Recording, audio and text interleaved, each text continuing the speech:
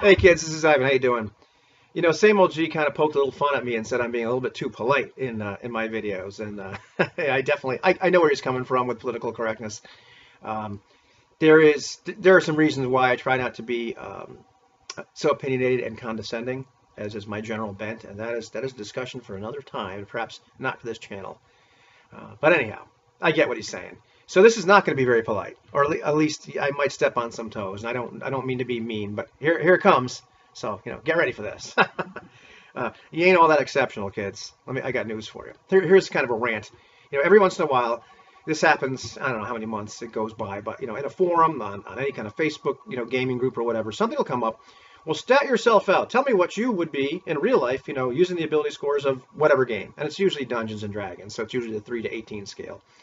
But it doesn't really matter because any game has some kind of ability scores or stats or something, that are attributes that represent not your skills, but your raw, talent, or, how strong you are, how intelligent you are, how, emotionally balanced you are. Whatever the game uses, they're there.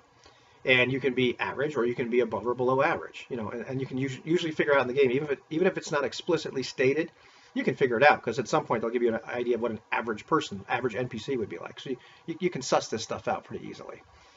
So, the way I like to wrap my head around this is because, what happens with people is you see how they rate themselves and you're like, you've got to be kidding me. And invariably there's people they'll min-max themselves out. Well, I don't have very good dexterity. I'm kind of clumsy, but I have an 18 intelligence. Or in ubiquity terms, yeah, I've got a 5, And, anyhow, so here's the deal. Here's how I kind of wrap my head around this because, it makes me laugh because if you see the entire list of people rating themselves, you're thinking, well, I'm surrounded by, incredibly exceptional people. So somebody pointed me in this direction a long time ago. It's helpful to think of ability scores or stats or whatever attributes in terms of standard deviations, in terms of normal population distribution. And if you can somehow convert the game statistics to that, it makes it a lot easier to wrap your head around what should and shouldn't be normal. Now, of course, in most games, it's kind of assumed that player characters are going to be a little bit above average. Certainly, Ubiquity mentions that. I think they call them talented. And any version of D&D or the D20 variants, anybody who uses that kind of system kind of, gives the idea that, you should probably be a little bit exceptional, above average. But, it depends on the game. But usually that's kind of the idea. And if it's not, it's not. But here's an interesting, here's the way I use and to kind of wrap my head around it. And if you're using like any kind of statistics, standard deviations, there's generally the population falls within 3 standard deviations of the mean, and they have a rule they use for population distribution. It's called the 68, 95, 99.7 rule, which means 68% of the population falls within 1 standard deviation of the mean.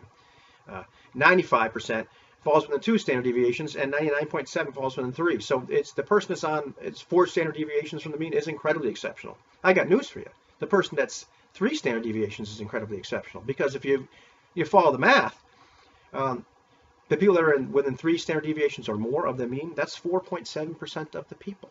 Now, let's take the top because we're not just talking about the scores of 18 or whatever you want, whatever your 5 or whatever your game has, and whatever. And I usually, the idea that you get a +3 bonus in something like D&D, that to me is a good indicator of your 3 standard deviations. So in something like D20, that would be 16 or 7, a score of 16 or 17 gives you a +3. Okay, but we're talking about that 4.7% is both on the negative and the positive end of that scale. And I get my hands in there. Look at them. Okay. So if you want to talk about the guy that's got the +3 score, the really exceptional guy, on the positive end, that's 2.35% of the population is going to have a +3. Not a lot. Your 18s are pretty rare. Well, what about +2? What about 2 standard deviations? Okay. You do the math, okay, well, that's 27% of the people are going to be on, 2 standard deviations above or below the mean. That means only 13.5% of the population is going to have that +2 score. In ubiquity terms, I guess we'd call that a score of 4. All right, in basic D&D, that would be scores, ability score amount of 16 or 17. Something like D20 Pathfinder, that would be 14 or 15. Not a lot of people. So all of a sudden I just laugh when people are rating themselves as having all these incredible scores. You're telling me you're incredibly exceptional. And anyhow, so that's kind of my little rant about that is, and that goes in a couple of ways, not just for rating yourself But it also, in terms of character creation, sometimes we get really bummed out that I don't have a lot of these really exceptional scores. Well, okay, well, why should you?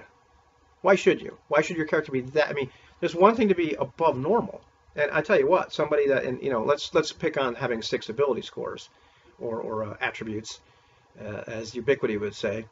Okay, so you're above average in a couple of them. Whether you're 1 standard deviation above the mean, you're above average. And say you don't have anything where you're below average.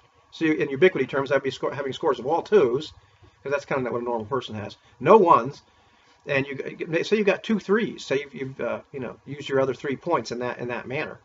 You're really freaking above average. Don't go boo-hooing to me because you don't have scores of 4 or 5. For your starting character. In something like Dungeons and Dragons, okay, well you've got no negative modifiers and you've got a couple +1s. That's just pretty above average in terms of you're not going to meet people like that in real life, and you're probably not going to get a room full of gamers and they're all statted out that way either. Okay, so you ain't all that exceptional, and your character definitely doesn't need to be either. How about that? Is that controversial? Same old G.